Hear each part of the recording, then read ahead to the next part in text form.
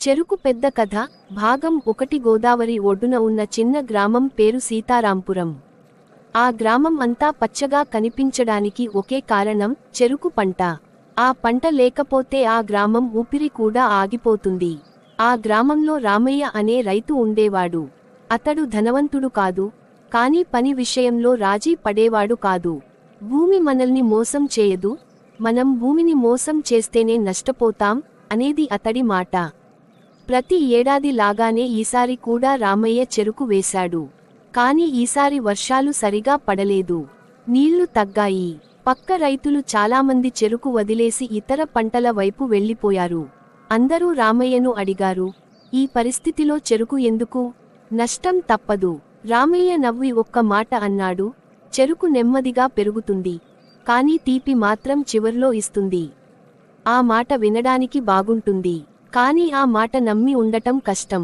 రోజులు గడిచాయి. నీళ్లు తక్కువ, కూలీలు ఖరీదు, ఎరువులు ఖరీదు. రామయ్య ఇంట్లో ఒత్తిడి పెరిగింది. భార్య లక్ష్మి కూడా అడిగింది, ఇంత కష్టమా? వేరే పంట వేసేద్దాం. రామయ్య ఒక్కసారి చెరుకు వైపు చూశాడు.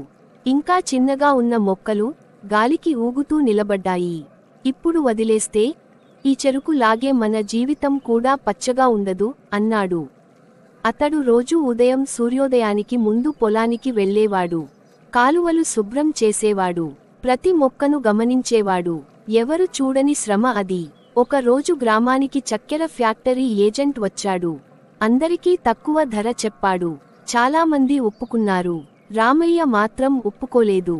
ఇప్పుడు అమ్మితే బతుకుతాను, వేచి ఉంటే ఎదుగుతాను అన్నాడు.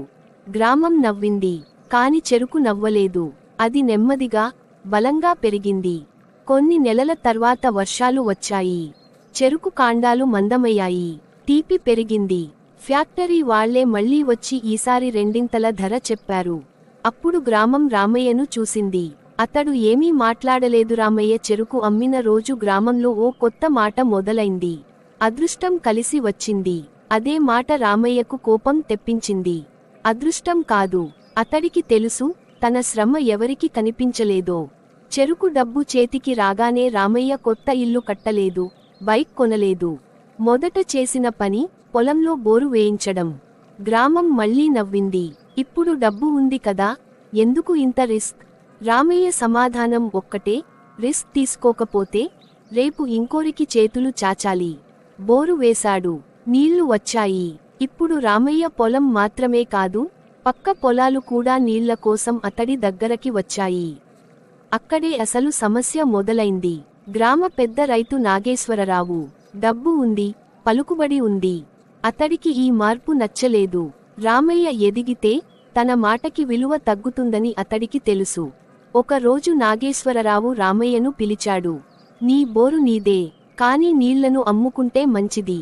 రామయ్య తల ఎత్తి చూశాడు. నీళ్లు అమ్మేసరుకా? దాహం తీరే దానం. ఆ మాట నాగేశ్వరరావుకు మంట పెట్టింది.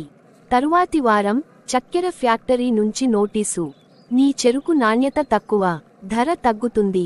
రామయ్యకు అర్థమైంది, ఇది యాదృచ్ఛికం కాదు, ఇది ఆట. అతడు ఒక్కరోజు కూడా గొడవకు వెళ్లలేదు.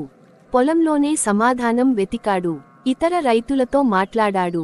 చెరుకు కట్ చేసిన తర్వాత మిగిలే బగాస్, మోలాసెస్ గురించి తెలుసుకున్నాడు. ఫ్యాక్టరీ మీదే ఆధారపడితే మళ్లీ ఇలాగే జరుగుతుందని అర్థమైంది.